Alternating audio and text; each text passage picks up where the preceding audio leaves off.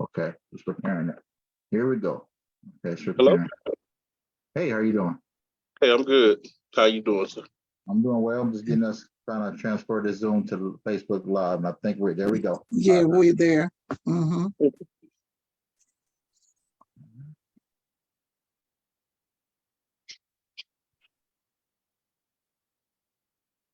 All right, welcome everybody. Welcome this evening to our Economic Empowerment Town Hall, virtual Town Hall meeting. I'm Dr. Chris Allen. I'll be your host. I have Miss Lou Lambert. She's co-hosting as well. We're stepping in place of our president, Madam Clarissa Pace. She's away to the NAACP National Convention, and so we want to continue this meeting, and for our viewers and for our members of our branch and our community. Tonight, we're going to have four outstanding individuals. If you look on our Facebook page, you will see that we have their bios up there. Every one of them has great accomplishments, entrepreneurship, leadership in the community. And so I just want to start, we have Mr. Jamal Gordon from Palm Bluff. He is a native of Palm Bluff, Arkansas, very passionate about the improvement of the community, as well as bridging the gap between business and community partners in the area. Mr. Gordon is also the new membership engagement manager of Palm Bluff Regional Chamber of Commerce Board of Directors. Our next panelist, we have Wendy Easterling. Wendy and her husband, Mr. Wilbur, they are owners of Easterling Barber College and EVJ School of Professional Study in Dermot, Arkansas. Wilbur and them started the Barber College after graduating from New Taylor Barber College out of North Little Rock, Arkansas back in 1985. Our next panelist we have Mr. Markeith Cook. He's actually a past president of for the union NAACP. Markeith is currently a small business owner operating multiple businesses in South Arkansas. These businesses include All Around Transportation, JKC Cleaning Solutions, JK Product Distributions, and JKC Civil Process Services. And our final guest, Mr. Greg Williams Jr. Mr. Williams graduated magna cum laude from in accounting and finance from Arkansas State University in Jonesboro in 2010. He also holds a master's degree in information system from the University of Arkansas Fayetteville with Sam Walton College of Business. And he also is a real estate investor and an Arkansas licensed real estate agent. And he has been in business for about 12 years. He owns the largest Black-owned real estate company in Southeast Arkansas, Empire Properties. So look, I'm excited.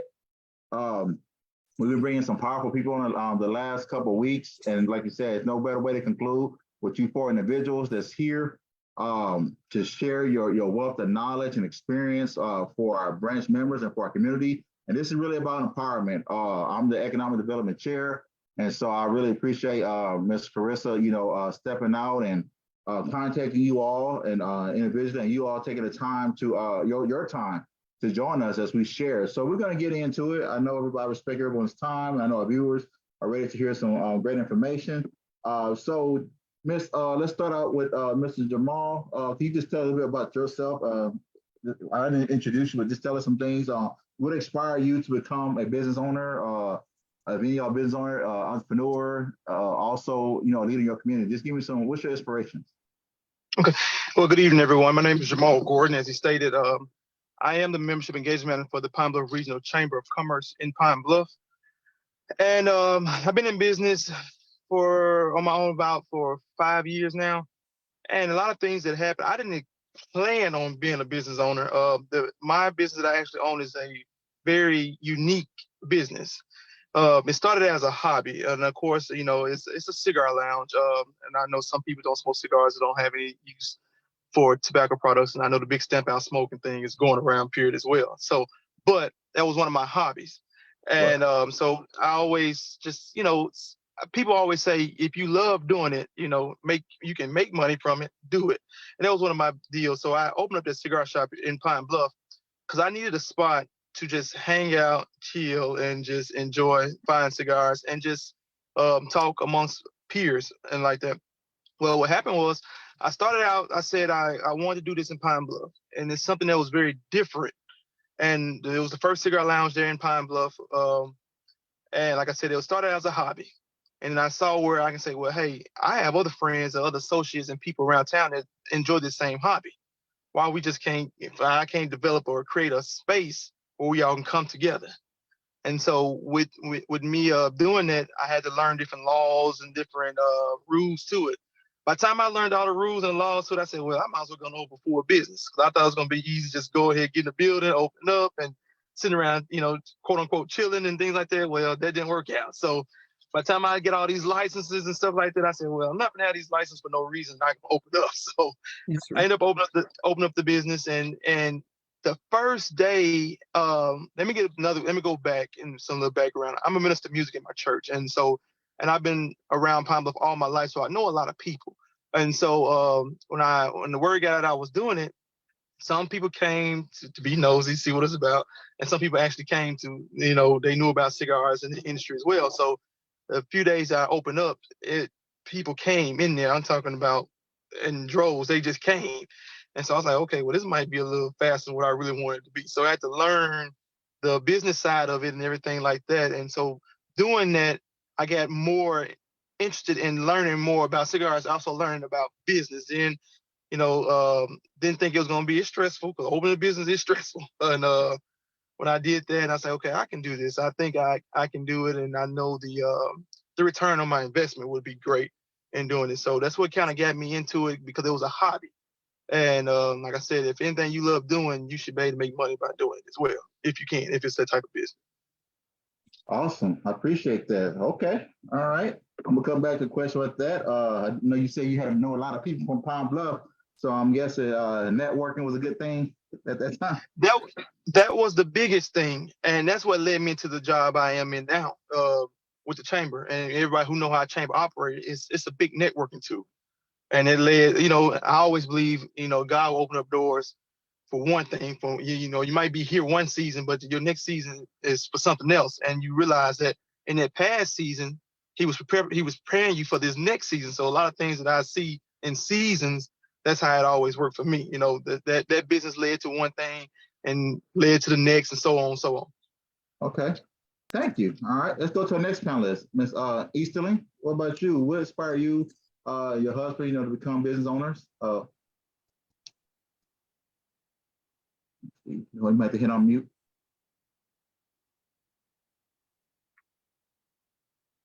Let's see. I'm sorry, I thought I had it off mute. But what inspired me to become a business owner, I guess I decided to go into teaching health information technology in our area, because I driving to Hot Springs 6 hours to get my associate's degree in health information technology. And I wanted to bring that back to the Southeast Arkansas area, because there's no school in our area that offers the registered health information technician license for them to sit for the exam. And we only have 3 schools in Arkansas that actually offer that for that exam. So I think it was kind of great to bring that back to the Southeast area. And that's something that I'm passionate about and I enjoy doing. All right. Thank you. Thank you for that, Mr. Markeith Cook. Hey, brother, how you doing? I'm doing well. How are you? All right. Hey, Jamal, you don't have to take yourself off mute, but I'm a cigar aficionado too. So I need to get with you. Definitely. Hey, but yeah, man, thanks for having me on, man. What inspired me the most is that age-old question, freedom or security. And I know obviously I worked corporate America, other type of jobs where I did pretty well, but as I've continued to get older, I start valuing my freedom more than the security of a job. And, I think we are business owners, so I think we all share this same thing. Once you go in for a business, you got to be all in. So my security was gone, but my hunger to stay free was stronger than what I had left. So, it was just more important for me to have the freedom and flexibility of my life to move when I wanted to move, do what I want to do, schedule my own week. That's extremely important to me at this point in my life. My time is the most valuable thing that I have right now. I have kids that are getting older, going through school. I have a grandchild. I do not want to be bogged down into work. And not to mention the second thing that goes along with that is for my kids, generational wealth, being able to leave them something when I'm gone. So those were definitely my biggest two motivations, me to be able to live the type of life I wanted to live as far as being free, and also being able to create, something I can pass down generations to my kids, grandkids, so on and so forth. So those were definitely my biggest motivations. All right, awesome. I like how you put the key words: security, freedom of security, freedom of time. That's one thing. Like I said, money can't buy is time, and that's a big issue. I mean, everybody love to have time. That one. All right, I appreciate that. Mr. Greg Williams, how you doing? Hello, everyone. My name is Greg Williams. I'm located in El Dorado, Arkansas. Tell you guys just a little bit about myself. I'm the president of Empire Properties. We own homes and apartments across 5 towns across South Arkansas. So we're in El Dorado, Camden, Smackover, Northlet, and Monticello. I have about 50 apartments there in Monticello. My wife and I, we also own a retail liquor store, and we also own a daycare. And both of those are in El Dorado as well. So we have about 3 different businesses. I spend most of my time in the real estate business, but bought my first rental property when I was 23 years old. I'm 35 now. And really what pushed me to get into entrepreneurship was, for me, I really was very motivated by, I wanted to ensure that throughout South Arkansas that people had equal access to quality, affordable housing in safe neighborhoods. And that became my mission and my purpose from the day I done this. So with my business model, what makes us successful is that we provide a really good place to stay. And it's going to be top quality. It doesn't matter if, you're paying us, I don't know, $1,200 a month, or it doesn't matter if, you're paying us $500 a month. But that became my purpose, just quality, affordable housing, and ensuring that everyone had equal access to it. Because there were some things I noticed across South Arkansas that didn't give certain, particularly people of color, that same equal access to housing. So that's why it's important that entrepreneurs, that we diversify entrepreneurship. You need all different type of people as business owners, right? Because when you have that, you kind of equal the playing field. And what I saw back then was, if Joe Bob and Susie, if they go to church together and they're looking for a rental home, at church on Sunday, Susie can go to Joe Bob and say, hey, I'm looking for a house.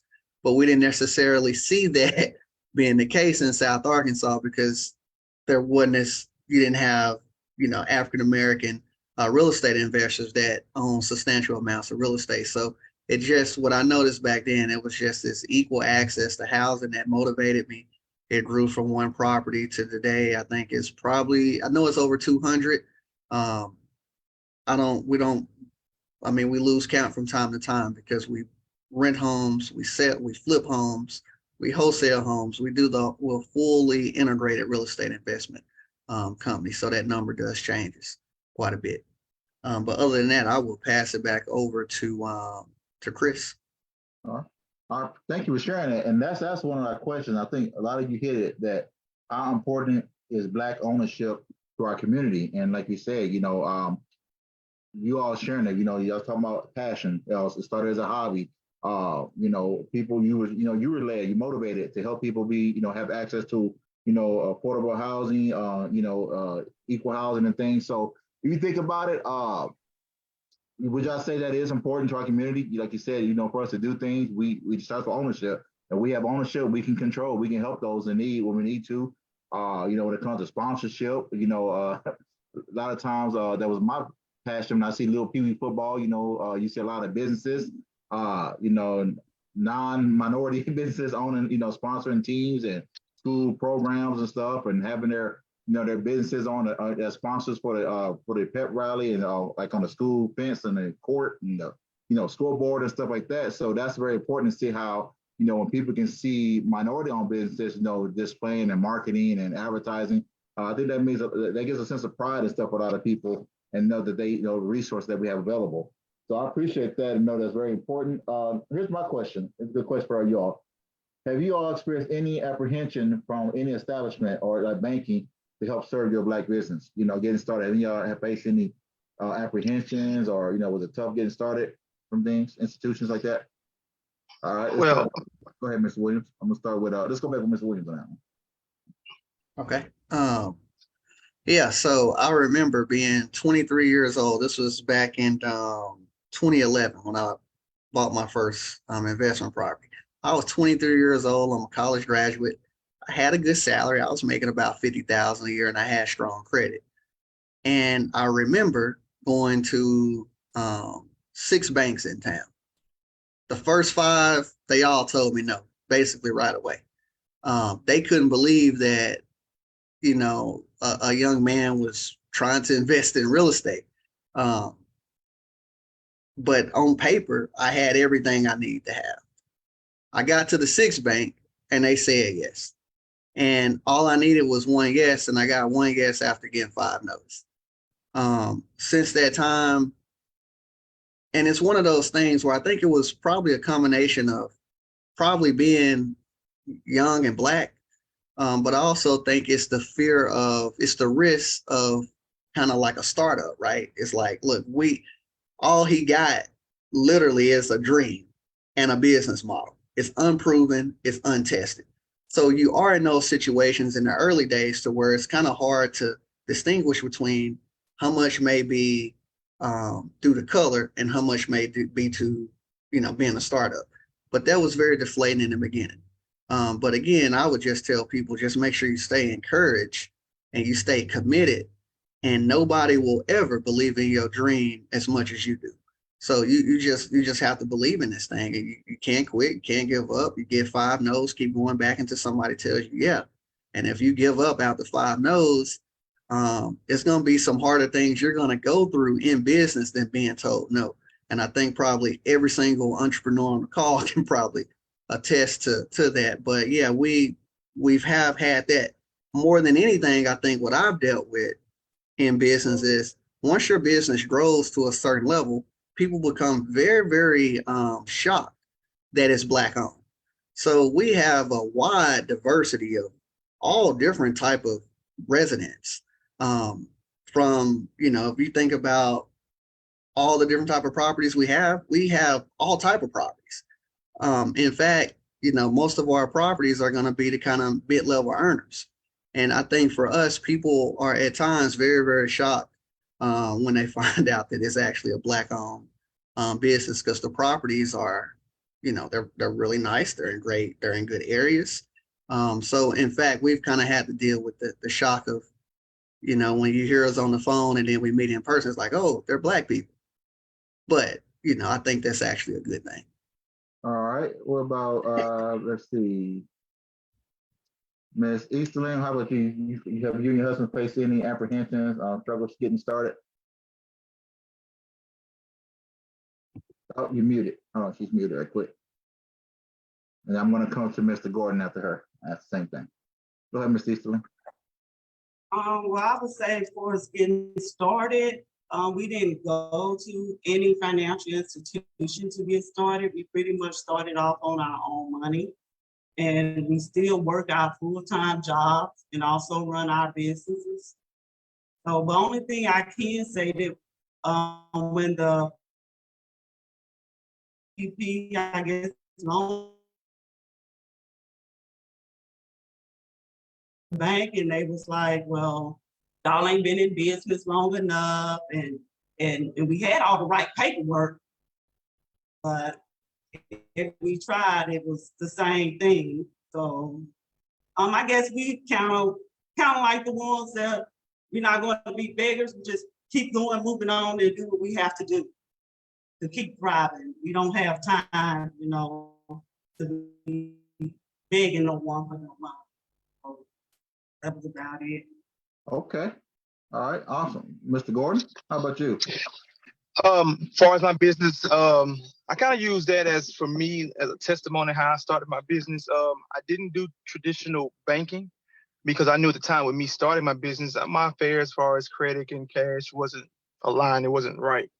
But I say this all the time at the chamber. It's not about what you know. It's all about who you know. And to kind of piggyback off of Mr. Walker, Mr. Greg, and Miss Wendy's thing, sometimes you can have your ducks in a row and they'll still deny you, which they did, and in their case. And so, and when I finally decided to go to the banks, and I still knew my stuff wasn't in order, but I just didn't have a sense of knowledge to know where to start. I knew I needed a business plan. That was one thing. I've always started with a business plan. But after going and talking to the loan officers, they said, well, you don't have the credit to support this. I didn't have the cash to support this. Like you said, I had the dream. Well, when I started my business, I had $600. That $600 was my first month and last month rent. When I paid that first month, last month rent, I said, oh, what do I do next? Because I didn't know what to do next. The building needed some work, but it needed cosmetic work. So what I did was I went to Lowe's and bought some paint. And I bought black paint. I said, I'm gonna paint everything black. And I did that. And I'm basically getting to the fact of saying that I started without a loan, and then after, family members, my grandmother especially, chimed in, was kind of my financial backing. That was my biggest financial backing. And once I got established and had customer base and had, the cash flow and coming through there, I had paperwork, I had documentation to say, okay, this is not just a dream. It was a dream to me, but now y'all see the numbers. Y'all see, okay, well, he is bringing this in, he's bringing this in, bringing it in. So now it was a fact of saying, now can I go get a loan from the bank? So I tried that. Still got to know. Because of credit and all that stuff, which I understand. But I also learned that, again, it's not about what you know, and it don't matter what that black and white paper say. It's all about who's doing the paperwork, at the bank. And once I found that and learned that and got in good with a banking institute, still never took a loan out, but now I'm at a place where I can probably go and get this loan now because I know someone who is in, let's say, quote unquote, the high position to say, okay, off base, because I know you and I see your paperwork, we'll go ahead and approve the loan. Now, do I think that's the right thing? No, to a certain extent. Because I feel like if you got it in black and white and you see cash flow, work with the people, and I think that's the best thing a banking institute can do.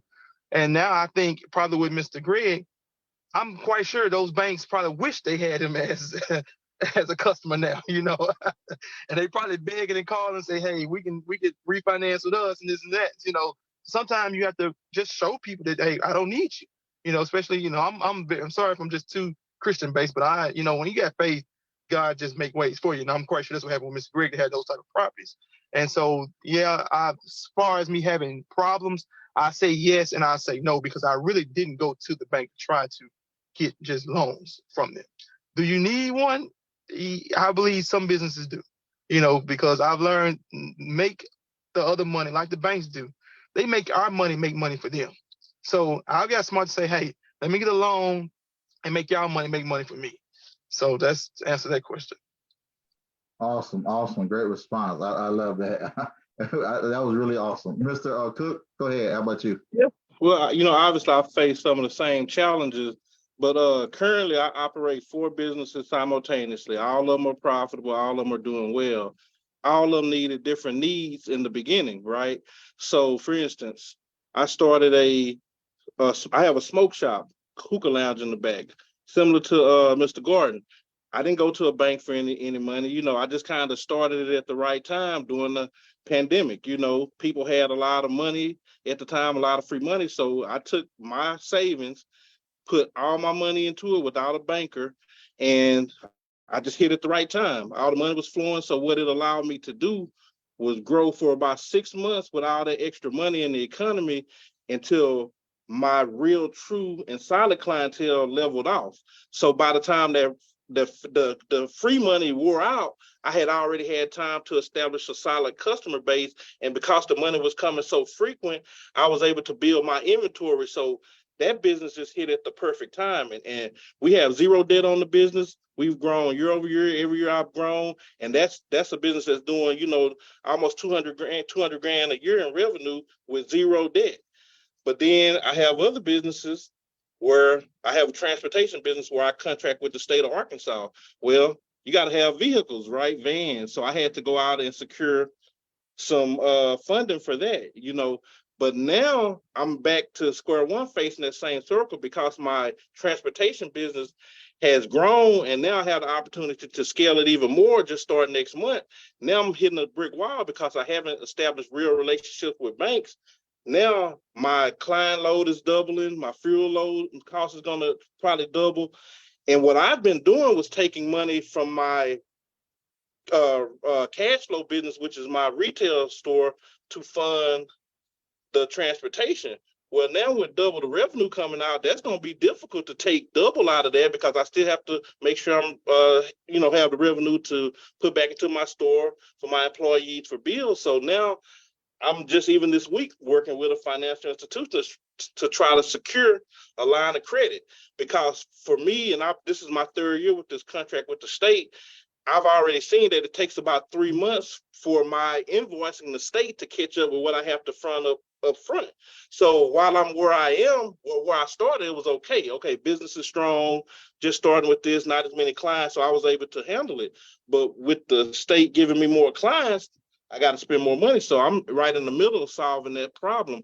And I'm hitting some of the same hurdles that Jamal was talking about. I'm showing all my businesses together is totaling high six figures, plenty of cash flow, but I'm still getting resistance on getting money. So now, I'm having to go deep in my bag and try to figure this out, which I'm making steps towards it. So yeah, access to capital is going to always be a problem in the beginning when you're trying to scale, unless you're already set up to be able to do that. And, like a lot of us in the community, I wasn't in a prime condition to just go up to a banker and say, hey, this is my dream funded. It doesn't work like that, So I've been bootstrapping everything, and I'm proud of where we've been able to get to without true help from a financial institution. But even with that, I've seen you can only go so far without that access. So I know in my future plans, everything is around 3 years for me, but I know going forward, I got to solve that problem for me to be comfortable in scaling, because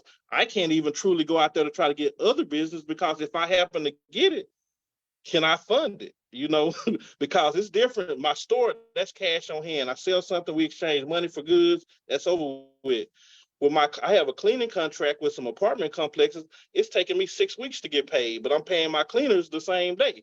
I'm paying my drivers weekly. So I have to front that, and then I'm waiting, 4 weeks to 6 weeks for my money to come back. So that is a big challenge to small businesses, but you have organizations out there like Forge Financial. I don't know if you guys are familiar with that. They're based out of Arkansas nonprofit bank, and other banks like that they do look favorable to people like us, and they do have funds that don't necessarily equate you having to have a high credit score to be able to secure funds. But you do have to have a business plan, a lean canvas. You need to be able to show them that you know what you're doing still. You just can't go in there and get the money. You still got to do your work and due diligence. And even for people that don't need a business plan, there's agencies out there that if you're not familiar with how to put one together, they'll do one for you absolutely free. So you got to be able to, in our situations, most of us, we got to be able to utilize every resource out there for us to be able to get some kind of advantage or something to be able to get in, because we just don't have the backing that a lot of our counterparts do. All right, and thank you. Here's something I think that we all mention. There's getting with the bank, not getting loans when we need it. Some of us didn't need it, but then like you said, to expand, then we're looking for that. But you hear about Walt Disney, think about him. I heard about him getting denied several times until he finally got that one. Just that one. And so like Mr. Williams shared, when he got that one, the approval, then it was game on, and then I also like the benefits when you don't have to do the loan, you don't have to owe nobody, you don't have to owe no man, and so you control it and stuff. But then you're in a position to where you all can then go back to the bank and see, hey, this is what I have, this right here. So let me ask you this then for everyone. So based on that, whether we need a loan now or later on, so would y'all, for our people listening to this to keep going, would y'all say that credit, a lot of, because this is part of our in our community as well, we got a lot of low credits and stuff. So what do you think how important it is to have credit or to even have that relationship, especially if you don't have the money to put down? How important is credit that people listening need to be working on that? It's extremely important.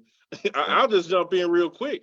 Right. I was able to grow my business without it, but it would have been a lot easier had I had it, because you in business, you only eat what you kill. Nobody's going to give me anything. So I have to go make it happen. So without me having a line of credit, if my businesses didn't perform like they needed to, it would have set me back and I wouldn't have been able to meet my obligations. And that's pressure every night when I go home. That's on my head. I got to hope that my store, my cash flow system can produce enough for me every day to be able to meet my obligations. So even though I was able to do it, I wouldn't recommend it. I would recommend trying to be able to come in with a plan to be able to make sure you got funding secured. Yeah. Knowing that you have that security, knowing that you have that security, saying I can go to a bank and get a loan because I got good credit, goes a long way. Now, let's just be honest with you. Sometimes our parents, they putting stuff in our names when we 10, 11 year olds, they messing up our credit. But I'm able to say that I was thankful that my parents, they had me on credit cards of theirs. I didn't know I was on these credit cards, and I was signing. When by the time I graduated, turning 21, I had a 700 credit score. Now, did I have that when I started my business? No, because when I had 700 credit score, I didn't do right by it. So it's like, a guy told me, Mr. Marshall Kelly, he's in the funeral business. He said, look, you're at the age where you can mess up your credit and burn all your money and do it again. He said he's at the age where he can't do that anymore. So I look back and say, well, I was at the age where I burnt my credit, burnt my cash. Now I'm trying to rebuild. Now, if I knew what I knew now, of course, at 21 years old, I wasn't thinking that way. But if I knew what I knew now, I promise you my credit score would probably be 800, 1,000 if it's, because I know how important it is to have the credit. Having that credit, and this is what we don't do, and I think I'm not trying to jump to the subject. We don't do this as a Black community, as Black whole. We don't look at the generations before us like we need to, because unlike others, they have stuff in place for the next 10 to 20 years, not for themselves, but for their kids, their grandkids. And so once we learn to do that and look for our generation, it can help the next person, because as of right now, when our kids now turn 18 and 20, they're climbing up the ladder. Sometimes these kids in other communities, they are already at the top, because their parents and their grandparents. So I would say having that credit, just even if you don't never need a loan, I'd rather say, if I want to, I can go get this loan because I got the credit. Cash and credit, I always was told cash was king, but cash and credit together, you in the riches for real. Oh yeah. Go ahead, Mr. William. Yeah, and I totally agree with both Jamal and Markeith, and with me being in the real estate business. Just like Jamal said, cash is king, that's true, but credit is queen. And for me, that's been the difference between me being able to generate multiple millions of dollars in revenue, is because I do have the access to the credit. That's the difference between that. What allowed me to accumulate, I don't know, that number is probably $13-14 million worth of assets. There's no way in the world I would have ever been able to have that type of portfolio if it was dependent upon cash. That's also allowed me to be able to diversify and build other business. It's credit. Credit is also the path to generational wealth. If you think about how Donald Trump became so wealthy, it was his dad that built their real estate portfolio, and he got an inheritance of about $14 million worth of property. And they turned that into $1 billion situation, and that's my plan for my children. Someday they'll inherit multiple millions of dollars of real estate, multiple millions of dollars of real estate. They'll probably end up playing at the $100 million level. I'll never get there probably in my lifetime, but since I started early at 23, I'm 35, but in 15 more years, I won't owe a dime on millions of dollars of real estate. And my goal is at some point I'll pass it on to my children, and they'll take this thing to a level that I could probably never get that to. But that's what we all kind of been talking about here. But that's the difference between credit and not having credit. I have access to credit. I tell a banker straight up, if you ain't got $1 million ready for me, I'm not coming to your bank, because I don't go in borrowing no $100,000. When I go to a banker, I need at least $1 million to invest. And now where I'm trying to go Now I'm having my challenge at this next tier you get to is what happens when what happens when you get to a point where I want to go buy a $5 million property? And I got a call on one a couple months ago. I want to buy an apartment complex. It's $5 million. And my problem at that point was I don't have a bank large enough to lend $5 million. So that's a whole different level of conversation. There's a whole different level of requirements. Yes, you're going to have cash and substantial amounts of it if you want to play at that level. That's why I say I agree with Jamal. Cash is king and credit is queen, because the larger your business, the bigger your dreams, the greater your credit and cash requirements will have to be. And that's going to be solely dependent upon, the individual entrepreneur. But credit is critical. It sounds like you got different problems that we don't have, right? Oh, I got different headaches y'all don't have. You got rich people problems. Right? No. Hey, we got all type of problems in entrepreneurship. They're like, we need to be putting our credit scores with yours and see, can we borrow from you?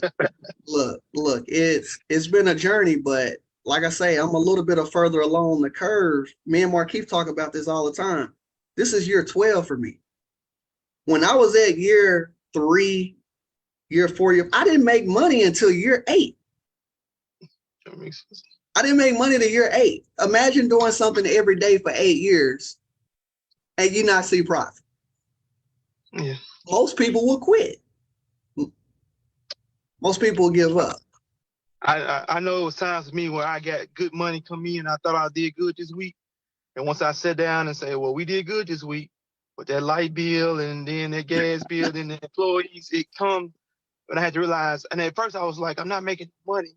But I realized that I was making money. And the way I was making money was to retain employees and retain light, water, and gas bills. So that's your form of making money in a way. But the tangible, that was a headache seeing like, I'm paying all y'all and I still ain't getting nothing in return now. Jamal, I'll add to that because, when I first opened my store up in 2020, I had the same mindset, right? I was like, okay, my store is doing great. We're making money every day, but I wasn't seeing the cash necessarily add up. But what happened, I had to do a financial statement. And when I looked at my cost of goods and I saw, okay, you started, your first buy was $2,000. Now your cost of goods is near 70, right? So I saw you added $68,000 cost of goods, not profit, to the business. But that's what people don't do. I put every dime back into my business. I don't go take extravagant vacations. I don't drive fancy cars. I'm trying to grow something. In order for you to grow it, you have to feed it daily. I can't take from it. I have to constantly feed it. So you have to start looking at all your assets in total to really, truly know what your business is doing. Because if you only judge it on cash only, you could be misjudging something that's really successful. And, you have to look at your business like a baby. When your baby is newborn, it can't do anything. But when it's 1, it may be able to walk a little bit, but you still got to look at it. By the time it's 3, you can maybe take your eyes off of it for a minute, but eventually it gets old enough to where it's independent and it can function without you. But that takes time to get there, right? And I'm just saying, me being a full-time business owner the last 3 years, that's what I noticed that, okay, when I first started, I was opening 7 days a week. Now I work 2-3 days a week in my store, and that's because I want to, right? Just to stay close to it. But that's growth. But I still can't just let it go off and ignore it because it hadn't got that old. But I'm hoping one day it ages to a point where it can then take care of me, just like kids should do their parents, because I want to raise it as best as I can until it gets to a certain point. Then I want to sit back and let it take care of me. So we can't really judge it in its infancy and say, okay, I don't see the cash, I don't see this. If you know you're putting time and hard work in, you have equity somewhere in the business, even if it's not in the form of liquid cash. And that's important too. I'm hopefully not taking over your live stream, but equity goes a long way, and that's something that people really don't understand is equity. Equity just don't form overnight. I'd rather have equity. I'd rather have a lot of equity and then have just nothing at all too, because equity, you can always, even just in real estate, I want to get something out the equity part of it. And so And even with the way times are now, I didn't understand it. Even when we talk about the banks and the taxes, let's not talk about taxes. I realized this. We try to make it look where we don't make money for our taxes. That can hurt us too when you go to try to get loans. So it's like you're in a catch-22. It's like, well, I ain't got to pay back as much in taxes because I ain't really, quote unquote, made no money through my tax statement. But that bank see that like, well, you ain't making no money. And we know the tricks of the game. We making money. Y'all see that, but we doing the same thing y'all were doing. So come on now, meet us somewhere. That's why you got to have a good business banker that understands that language. Right. I agree with you. That's what I said. It's all about not what you know, it's who you know. All right. Well, check this out, because I like what you're saying. I'm gonna talk about that. I'm gonna set up for the end. I'm gonna come back because we're talking about budget in my words, which I'm hearing those things about budget. You talk about taxes. I'm gonna talk a little about that later on because a lot of people get scared. I heard someone say, well, for instance, we were doing some taxes and someone said, y'all trying to entrepreneurs and stuff, and they trying to get y'all to lower your taxes, but they ain't gonna look good. How you get approved from home? And so my thing is, it all depends about a strategy. You may not have, it depends what your goal is. Right now, you want to save on some money, save your taxes, and increase that cash flow. But now, if you do got some, but here's the thing, you got to have a strategy. If later on that you want to get approved for mortgage and stuff, you want to show you are a business loan, you want to show that your income coming. So then you just gotta, you gotta rearrange your tax things like that. We hear Donald Trump, everybody else talk about how a lot of millionaires are paying almost zero, literally nothing almost in taxes and get a refund. And people getting upset and stuff like that. So it's just all, like I said, in the game. So it can benefit you if you know how to strategize in that nature. So I'm gonna come back to that because I'm hearing you even as a business model, y'all are talking about how important it is. He said, when he looked at Mr. Cook, talk about his costs, he went from 2,000 to 70,000. So my thing is that's a form of budgeting. It's a form of putting the books out there and knowing it. And people who have ordinary jobs, they don't have the money to get right away, but if they can learn how to budget, things we talk about. You also mentioned something about, you did a lot of stuff that other nationalities or something like teaching their kids are ready to go. And some of us had dreams. I hope all of us had dreams like to leave an inheritance for our children's children and for the next generation. But that's important. And I'm gonna ask you later, how important is financial literacy that we need to go? A lot of adults don't want to hear that right now, but how important is for our children? We don't hear that in school a lot. Now they're trying to put, a little bit of economics, a little bit of financial literacy in the game. But that's why it's important when I think in the community, when you have different organizations, giving empowerment sessions for adults about credit workshops, about budgeting workshops. Some people may take it for granted, and some people may, put the effort to go do it, even when it's time for their children and youth. There's a lot of youth programs that try to go around and do that, but we got to know, okay, are we enrolling our kids into that? So if we do not know it, but are we giving our kids the opportunity and the resources to partner and to learn from people who do know it?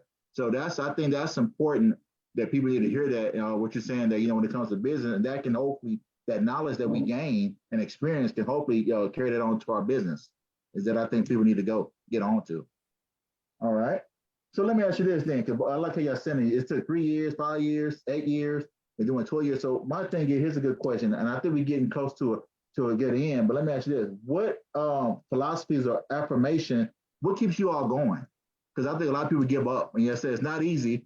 It's not easy to do it. As a whole different ball game. But, what's your why or what affirmation? What do you do to keep yourself going? Because you said it got tough.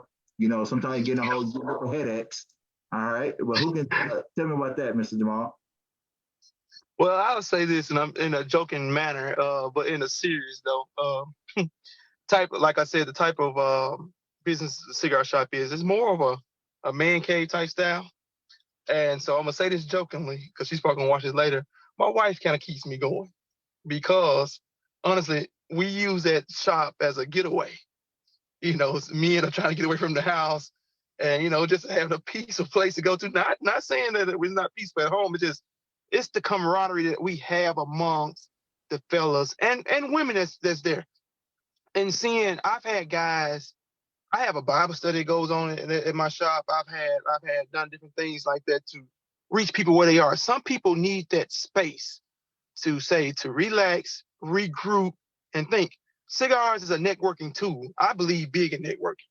I've seen major business deals happen on the golf course and with cigars. And to have that space is knowing that, hey, a guy said, man, I just closed on this house that Mr. Greg sold me, and we here and we just want to celebrate. That keeps me going, seeing guys smile, seeing women smile, seeing people come to a place where they can just get away from the world. You know, COVID, when it was, I use this all the time, when COVID hit, you know, we couldn't go anywhere. People were not going places. And so guys were coming in, they said, well, I need to buy like 2 or 3 boxes of cigars because I'm going to be at home with my wife for the next 6 months or so. And so it's just the fact that, you know, they see that the peace that the cigars bring to them. So that keeps me going all the time, just knowing that they're smiling, and these guys are actually learning the culture of the cigar. Because it's not like cigarettes or any other tobacco product. You know, actually these guys learning the culture of cigars because we realizing that, hey, everybody needs their outlet. And knowing that I provided a spot and an outlet for guys and men and women, I keep saying guys, but men and women to come and just think on life again. You know, just say, hey, I can move forward now. This is what I needed to get me through the day. This has made my day. Seeing the smiles, that's what keeps me going. All right. What about you, Wendy? What keeps y'all going? Any affirmation, philosophies that keep the drive going? Well, I like what Michael X said, that the future belongs to the forward today. And for me, I want to prepare for my kids' future and make sure that they have something when I leave, and that they can be able to sustain it, go ahead on and live their life and have something to fall back on and do the same for their children when they come along, and just keep the generation going with the same thing. Because when I started off, like y'all was saying earlier, that you need someone for credit wise. For me, when I come out, it was my grandparents and my dad credit that when I went somewhere and asked for something, if I brought their name up, I could have it. But without them, it was kind of like I didn't have any credit, and it was hard for me to even get anything without using their last name. Oh, and that's what really keeps me going and getting up every morning to come to work to make sure I leave something for them. All right, Mr. Cook, Marquis. You know, like we all probably touched on, my kids, definitely, you know, I come from a loving family, won't deny that, but we weren't a family of means. So, you know, it's very important for me to leave my kids in a better situation, you know, if I'm not here. You know, things are happening and I'm just so determined. So, and me and Greg are like brothers. We talk 10 times a day, probably literally, you know, and he's been a great mentor to me. And we talk about these things all the time, you know, as far as just preparing your kids, you know, for what they're going to be up against, you know, because I started from the bottom, and I don't want my kids to have to start from the bottom, and I'm not ashamed of that. I don't want them to feel like that's a bad thing. Like, no, we're going to try to get every advantage that we can to make sure that we secure our family for generations. Now, if that's going to happen, I don't know. But what I try to do is be an example to my kids. And like I was holding up the flashcards, I mean, me and my daughter, we go over high level stuff at 8 years old that you probably learning in high school or college, you know, and because it's that important to me, you know. When I'm not here, I got to make sure what I'm building is still going forward. And then not only that, I'm about to be 45. I know this is my last chance for financial freedom. You know, I'm not gonna be taking chances at 50, you know, so it's important for me to put everything that I have into this and for it to succeed. So it can't fail, right? I'm not gonna let it fail. I don't care what I gotta do, you know. So my motivation is just to keep things afloat, you know, keep improving every day until my kids are in a position to take whatever I've done and run with it and grow it, you know. And in the meantime, I may be trying other things, you know, because you know, you don't know what's in store for you, and you only got to really be right once. Once you hit that one home run, you can win the game off that. You know, you just keep milking that same system, you know. But I know that's the long way to say it, but it's all about my kids, you know, just making sure that I can leave them something solid. Awesome. What about you, Mr. Williams? Yeah, very very similar to what Markeith and Miss Wendy said. It's been the same thing. Me just again beating poverty, Again, coming up in some pretty rough areas without much, that builds character, it builds grit, it builds a level of hustle and grind that oftentimes my peers, it's just unmatched. And just that burning desire, man, just to really take this as far as I could possibly take it for my children, and for me, I'm so happy now. I mean, it was like going through hell when I first started. Some of the impossible decisions I had to make from a financial standpoint. You wouldn't believe how many times I had to go in a bank and sign up and put everything I had to my name. And again, I did that for probably about 7 years. I would empty bank accounts. And I would do that because I was truly committed to my dream. And those were decisions that many entrepreneurs wouldn't have made. But those were calculated risks I took. And they've paid off big, with where I am at now, in the business cycle.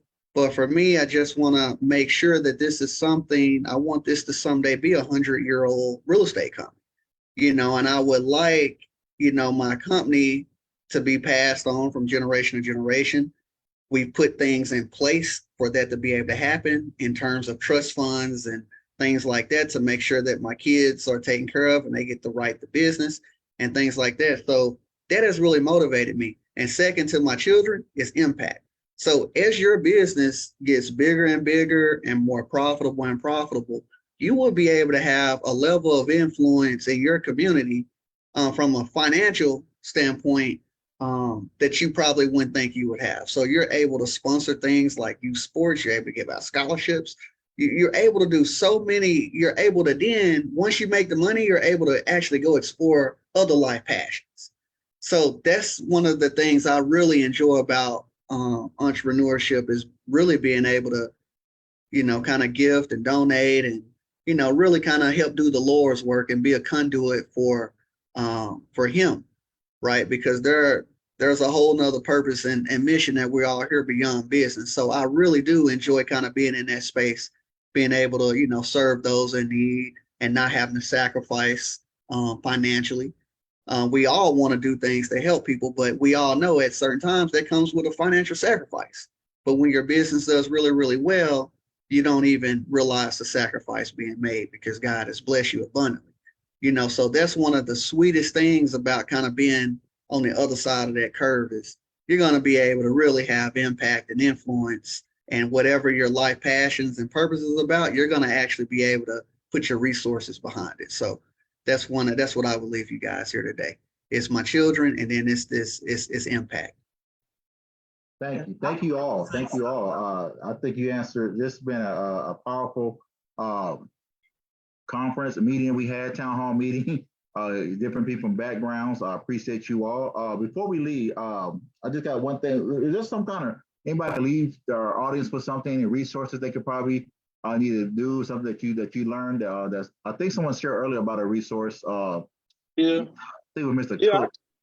yeah, Cook. I can name several. Just a few for quick before we head off. Yeah. I know. I'm saying I can name several, but the one I use the most would be the Arkansas Small Business and Technology Development Center. Ours is based out of Magnolia. They do business plans for you, and like I said, lean canvases. They can help you with certifications, all that stuff. So I've been leaning on them for multiple years. Obviously you have to do some work yourself, but they format it for you. They get it exactly the way that the banking institution is going to want to see it. And that's invaluable. And that's an agency I've worked with multiple times in the past, them and the SBA. Currently, I'm working with the Arkansas Minority and Women-Owned Business Council, getting my transportation and my cleaning companies certified. And once they're certified, I'm going to be going back to Apex, which they help you secure government contracts under $40,000 without bid if you have the proper certifications. So between those three, as far as getting my business plan together, getting certified, and then being able to get assistance to going after contracts, to me, it's like the triple whammy, and I'm gonna follow that path, man. But it's tons of agencies out there, and actually, I just got appointed to that council by the Speaker of the House. So I'll be starting, we'll have our first meeting here in the next couple of weeks. So I'm excited to be on that and try to even push more things towards our community to help more people in need, get these services. All right, I appreciate that. All right. For those resources, you all, this video has been recorded. You can go back and watch it and write those things down. He gave you some valuable resources from a business plan to getting how to get certified with minority and women's of Arkansas, and so and funding. So before we close out, can y'all just at least say what something to motivate our viewers, like a word of encouragement for those who are seeking to be entrepreneurs or seeking to get their their finances in order, whether it's credit or anything like that. Okay, I will go because I have to kind of get off to another meeting. Yes. I would say this. First thing first for me, and you can take this how you need. I would say always put the Lord first in everything that you do. And even though it's a dream, dreams do come true. But also you turn around and say faith without work is dead. So if you got the faith to do the business, or you have the mindset you want to be in the business, you got to know you have to put the work in. You can't half do it. You got to fully do it and be ready to take a loss. I tell people all the time, even with me, you can't go in and think you're gonna make money overnight. So I would encourage you to dream big, but also to make sure you work big. You put that dream with the work and put all that together, I think it'll be so successful. So if you are needing encouragement on trying to say, hey, I'm lost right now, my dream is not coming true, it can come true. All you gotta do is do the leg work and stick to it and be consistent. Consistency goes a long way. Yes. Thank you. Thank you so much, Mr. Jamal. I know you got to go. I thank you for that. You can feel free to go. If anybody else would like to add on to that before we close out. Thank you again. Yeah. Thank you again, all sir. Right, thank you. Thank you all so much. Yeah, I'll just say this, and it tags along to Jamal's. Focus on excellence. Make sure you have the best product and the best service. If you focus on excellence, money becomes a byproduct of that. And you'll be blessed, but focus on excellence first. Markeith, what you got? I would just say, hey, work hard. When you start, be willing to see it all through. Don't start a business based on emotions. Start a business based on if you think you're going to be willing to put the work in, because it's going to be work. It's not a quick fix. So if you have a dream and you really think you can make it happen, once you start it, you got to see it through. And our final panelist, Ms. Wendy, you have something to add to that? Yes, I would just like to say to try to go into something that you know how to do and something that you enjoy doing. Just don't just pick up and say, I'm starting a business today. Because to me, it'll kind of ruin your business if you don't know what you're going into business for and enjoy it. Okay. All right. All right. Well, thank you all for that being said. I hope everybody have taken what they heard and let it soak in. Get motivated, pray about it, and also go out there, step out on faith, and go for it. All right. And so that concludes our Dr. Allen today. Yes. Any questions? Go ahead. Yes, I would like to take this opportunity to make a membership appeal to our panelists. Great presentation. This is the type of thing that Drew County, our unit focus on, things that would enhance our Black community as well as people of color. We appreciate you guys. We appreciate you, Ms. Easterling, for coming and sharing with us on tonight. I would like to appeal to our panelists as well as our listening audience. We invite you to join us. The membership is only $30 per year. We ask that you help us to get in the fight, because we focus on things that are educational, economic development. We have had a series this month concerning building our community. We talked about the credit, the business plan, what it takes to interview successfully, these type of things. So we encourage you to join us. You can go on the website to NAACP.org, or you can contact me. I am Lou Lambert, the membership chair, at 870-723-4590. Thank you. Thank you. And with that, Ms. Lou, can you close out with a word of prayer? And we'll be done. Sure.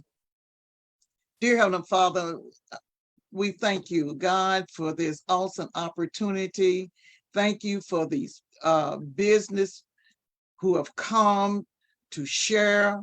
God, we pray that something has been said here tonight that would encourage someone to go further. God, we ask that you bless us as we depart from this setting, never from your presence. And prayerfully we can meet again. In thy son Jesus' name we pray. We thank you, Lord. Amen. Amen. Thank you God all. bless Thank you. you all. Man. You all God bless. have a great Hey, you night. have a great All night right. and a good weekend. All right. God bless. Yeah, I too. Mhm. Thank you. Thank you.